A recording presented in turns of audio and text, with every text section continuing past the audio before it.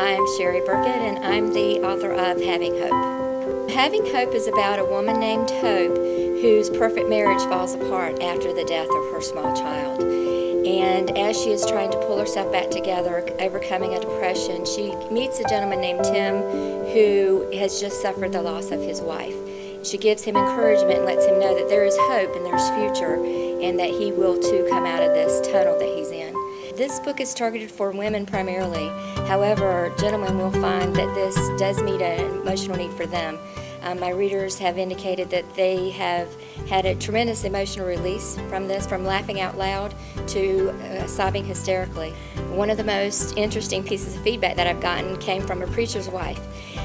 She had read the book and she found herself saying, as a preacher's wife, I know I should be rooting for her to get back with her husband, that she should go back to him, and yet I find myself rooting for her to end up choosing Tim, and it put herself in an ethical situation herself, knowing what she should be teaching and what she should be leading and what she really wanted, and I found that piece of feedback very, very interesting. One of the things that inspired me to write the book was I saw a number of instances where marriages were falling apart and what was causing them to do that. And I looked and saw that in many cases women's emotional needs were not being met, and when they were being met by a third person, then that was causing a shaky marriage to further disintegrate. One of the things that I would like for my readers to take away from the book is that there really is no right or wrong answer in making a decision, but it's a series of right and wrong answers.